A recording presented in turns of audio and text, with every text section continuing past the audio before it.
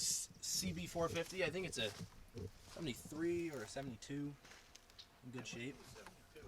This is what we are here for. The 354. I've been wanting one of these for a very long time. You know, it's going to take quite a bit of work to get it back on the road, but seems to be all there. We'll have Glenn walk us through the quick story of like how he acquired it, maybe a little history on previous owners if he has it, but as you can see, you know, it's a bit rusty, ton of corrosion, but to be expected by sitting in the yard for a couple years.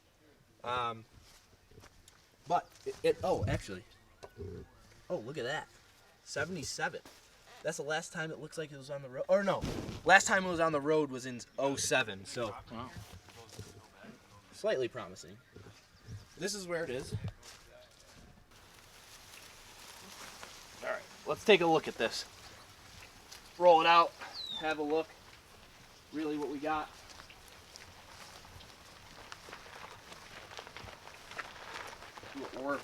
What we're working with, Glenn. You're good, Angela. I probably got it from the third, fourth owner. Okay. The guy lives up Huga Lake. He has a giant houseboat amphibious thing. He's got a webpage too. Okay. A bunch of video of that thing. Holy cow. And he had it for a while. He built a few cafe bikes. And that's what he was going to do with it. But he needed money for a. He was building some kind of a smaller amphibious thing. Was it? Do you remember last time it was? Was it ever? When was the last time it was running? Do you know or no? Or like, because I saw the years anyway. registration in 07. Yeah, that's probably close. I don't know. Yeah. All right, so there's not much like.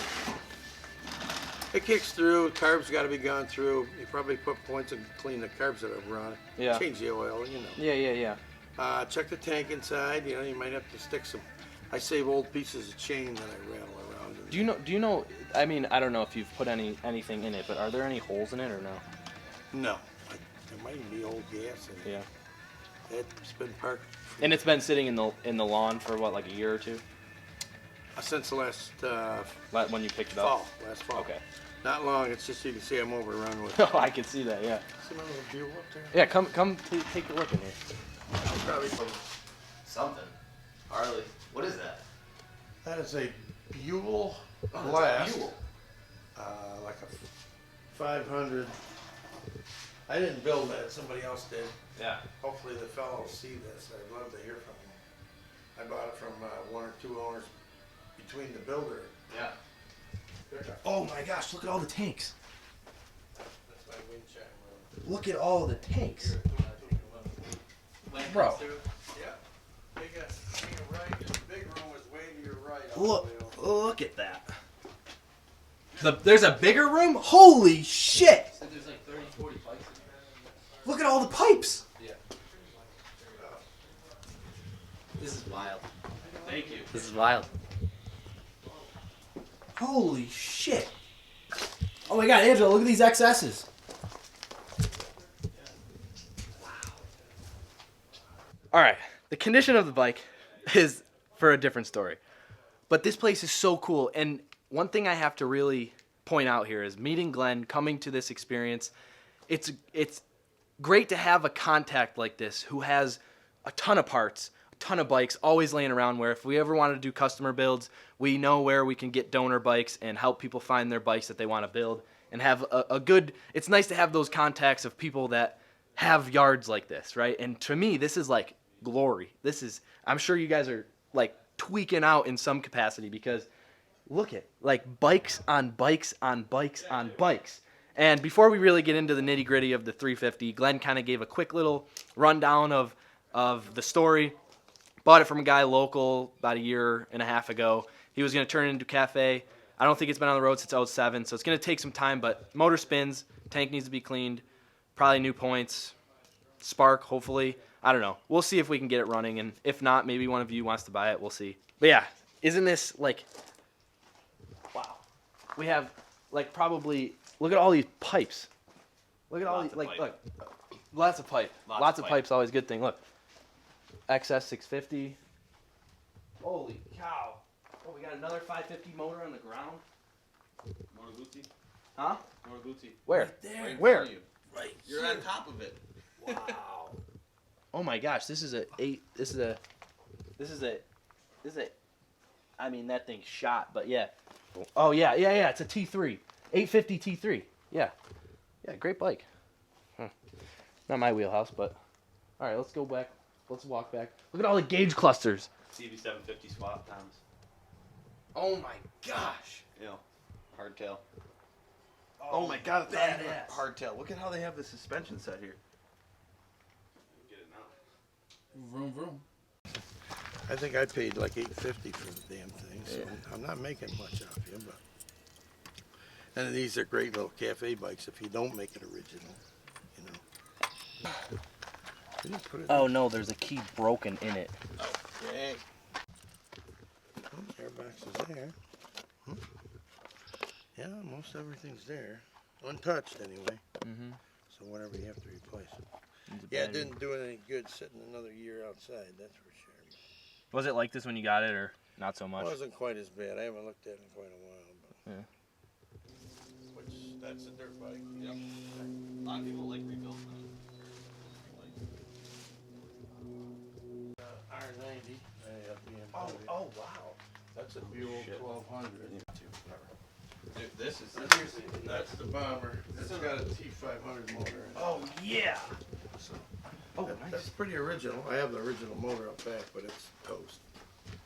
How much for this tank? Yeah, Pretty we'd danged up. have to think about it. I'd have to think about that one a little bit. That one- Bombers are bombers were like Yeah, the that's first 450. Like that's what that started the whole kick. 4-speed. Yeah, four But- speeds. The old guys that had them, man, I heard stories. I had an old Honda. Holy shit. I got more. Oh, lights. this is a 350 tank. Yeah, that's a 354 tank. Okay, so I know you got one if that one's shot. Right, that one's good. I'm pretty sure.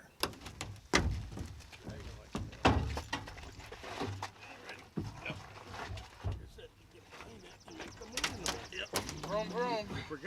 Vroom vroom, boys. Vroom vroom. Shit.